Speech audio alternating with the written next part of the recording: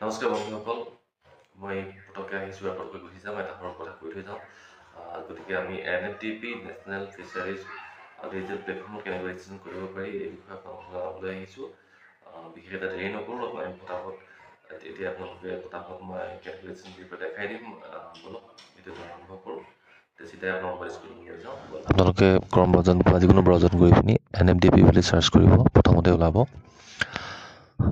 আপোনালোকে তললৈ গৈ অপশ্যনটো দেখিছে নহয়, ৰেজিষ্ট্ৰেশ্যন, তাত গুচি যাব।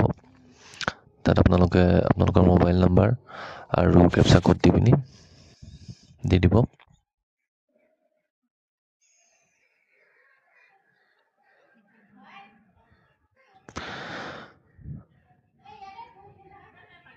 একেবাৰে ইজি সহজে কৰিব পাৰিব আপোনালোকে। এতিয়া OTP আহি যাব।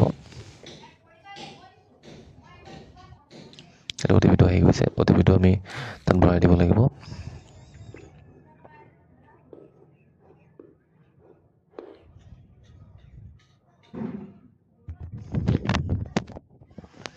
ইয়াত আপোনাৰ আধাৰ নম্বৰটো দিব লাগিব।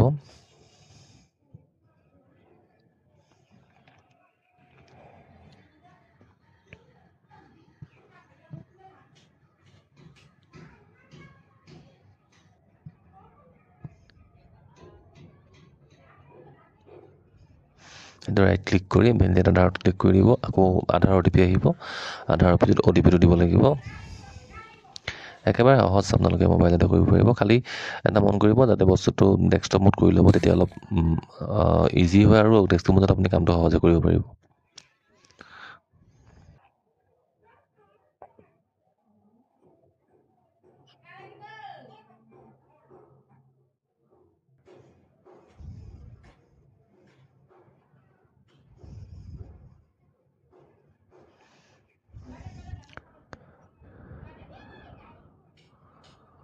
অলৰেডি গোটেই বস্তুখিনি তেওঁলোকে তাতে অট'মেটিক আহি গৈছে।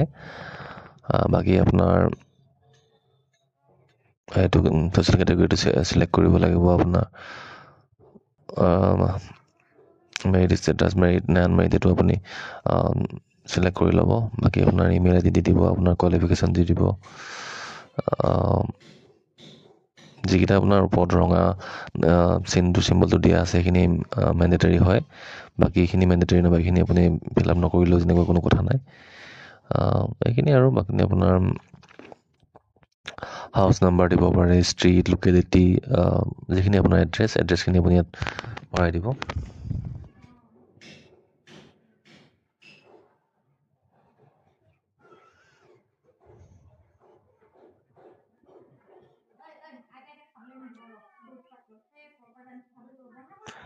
আৰু যদি আপোনাৰ এড্ৰেছটো আপোনাৰ ডিষ্ট্ৰিক্ট অট'মেটিক ওলাই যাব, চাব ডিষ্ট্ৰিক্টটো আপুনি ভৰাই দিব। বাকী আপোনাৰ যদি কাৰেণ্ট এড্ৰেছ আৰু অৰিজিনেল এড্ৰেছটো একেটাই হয়, তেতিয়া তলত ছেম কৰি দিব, ক্লিক কৰি দিব।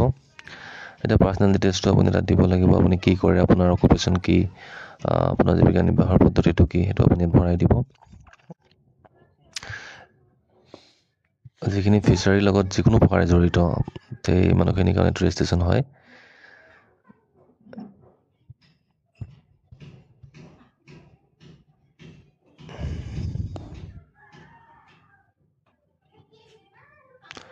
ইয়াত আপুনি কেনেকুৱা ধৰণৰ মাছ পোহে আৰু আপুনি মাছৰ লগত আপুনি কেনেকৈ জড়িত, ফুল টাইম নে পাৰ্ট টাইম, কেনেকৈ জড়িত, আপোনাৰ ধৰি লওক আপুনি কি প্ৰজাতিৰ মাছ, কি ধৰণৰ মাছ আপুনি পালন কৰে, সেইটো আপুনি জনাব লাগিব।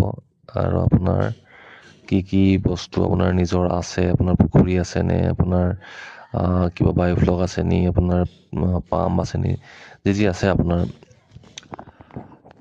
সেইটো আপুনি ইয়াত ক্লিক কৰি জনাব পাৰে।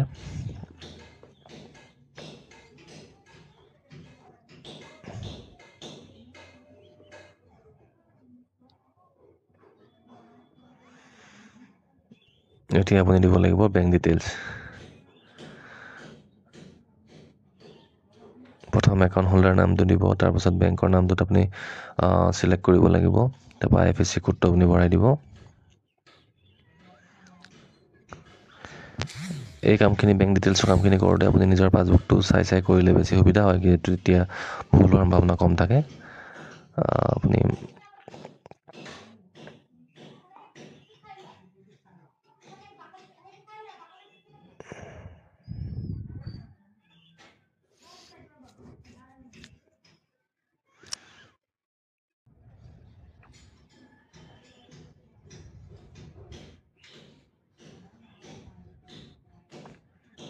একাউণ্ট নম্বৰ দিব। একাউণ্ট নম্বৰবোৰ দুবাৰ এণ্টাৰ কৰিব লাগে।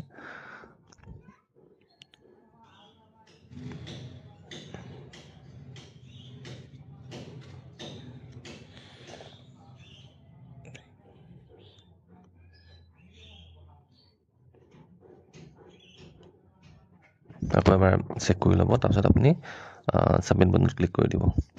আপোনাৰ অলৰেডি হৈ গৈছে, কংগ্ৰেচুলেশ্যন বুলি মেছেজ আহিব। তাৰপাছত আপুনি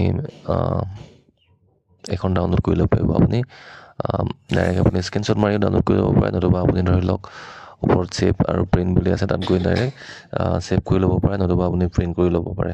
এনেকৈ আপোনাৰ এখন আহি যাব ধুনীয়াকৈ।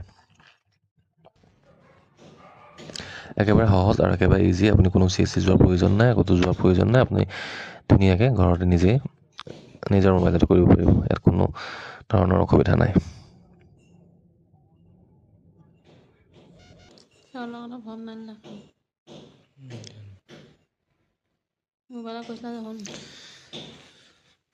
মোবাইলত নহয়, সেই বস্তু দিব লাগে।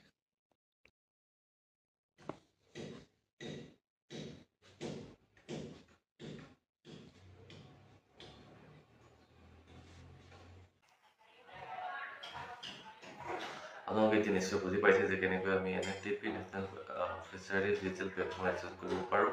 সেই বিষয়ে নিশ্চয় বুজি পাইছে, আৰু ইয়াত ৰেজিষ্ট্ৰেশ্যন কৰিলে কি কি লাভ হ'ব আপোনালোকৰ সেই বিষয়ে মই নিৰাপদে জনাব চেষ্টা কৰিম। আজি কেৱল ৰেজিষ্ট্ৰেশ্যন কেনেকৈ কৰিব পাৰি সেই বিষয়ে জনাব চেষ্টা কৰিলোঁ। আশা কৰিছোঁ আপোনালোকে নিশ্চয় বুজিবলৈ সক্ষম হৈছে কেনেকৈ ৰেজিষ্ট্ৰেশ্যন কৰিব পাৰি। ইয়াৰ ফলত আপোনালোকে কোনো ধৰণৰ CSC ক'লৈ নোযোৱাকৈ, কাৰো সহায় নোলোৱাকৈ নিজৰ মোবাইলতে, আনকি কম্পিউটাৰৰ প্ৰয়োজন নাই, নিজৰ মোবাইলতে ধুনীয়াকৈ ৰেজিষ্ট্ৰেশ্যন কৰিব পাৰিব। ধন্যবাদ।